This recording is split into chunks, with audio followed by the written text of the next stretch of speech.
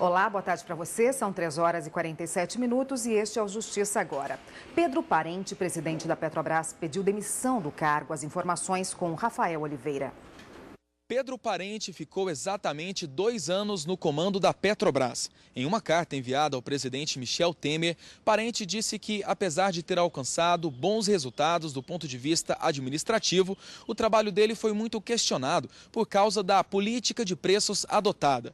Disse também que a greve dos caminhoneiros e suas consequências para todo o país causaram um debate muito acalorado e, por vezes, emocional. O Conselho Administrativo da Petrobras informou que vai anunciar um presidente interino ainda hoje. Levantamento do IBGE revela aumento significativo da população brasileira que está sem emprego. O número de desempregados chegou a 13.400.000 no trimestre encerrado em abril deste ano. Isto representa um aumento de 5,7% em relação aos 12.700.000 desocupados registrados no trimestre anterior. Já na comparação com o mesmo período de 2017, houve uma queda de 4,5% na massa de desempregados, uma vez que naquele período eram 14 milhões de desocupados no país. A população ocupada, que tem algum tipo de renda, chegou a 90.700.000 no trimestre que fechou em abril deste ano, cerca de 1% menor do que no trimestre encerrado em janeiro.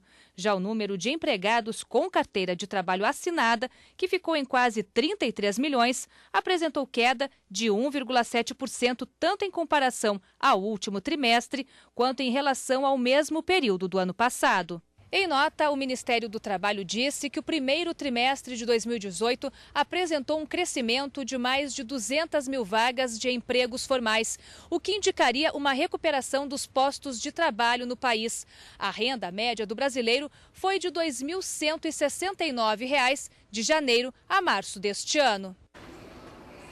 O prazo para a inclusão de presos no Banco Nacional de Monitoramento de Prisões terminou. O banco é um cadastro com todas as informações sobre os detentos no Brasil. Setembro de 2016, 18 presos são mortos durante rebelião no complexo penitenciário de Pedrinhas, no Maranhão. Janeiro de 2017, o Amazonas registra o maior massacre do sistema penitenciário do estado. O motim na penitenciária Anísio Jobim, em Manaus, termina com 56 mortos. Um ano depois, em janeiro de 2018, a cena se repete em Aparecida de Goiânia, Goiás.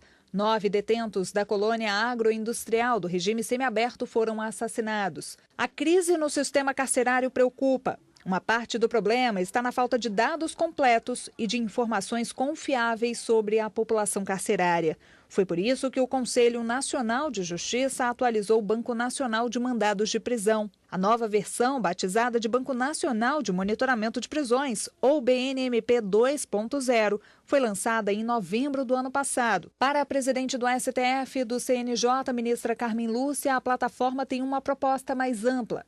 Além de monitorar as ordens de prisão expedidas pelo Judiciário, faz um controle de quem chega e de quem é solto. Nós vamos ter o número exato de presos, porque hoje isso é contado basicamente pelo número de quentinhas que passam para os presídios ou de pães e, portanto, isto é, no mínimo, uma tendência, no máximo, uma irresponsabilidade. Dizer que nós temos tantos presos, não se sabe. Quer dizer, e agora nós vamos saber. A implantação do BNMP 2.0 começou por Roraima. Em pouco tempo foi estendida para os demais estados. Profissionais de todos os tribunais brasileiros passaram por cursos e treinamentos. A medida ensinou a operação do sistema e criou a consciência da necessidade de dados mais precisos. Ao longo dos meses, a gente sentiu um reforço no trabalho, no apoio dos tribunais e nas tarefas nesse sentido de efetuar o cadastro desses presos. O Justiça Agora fica por aqui, mas a gente se encontra logo mais às 6h30 da noite no Jornal da Justiça, segunda edição. Até lá.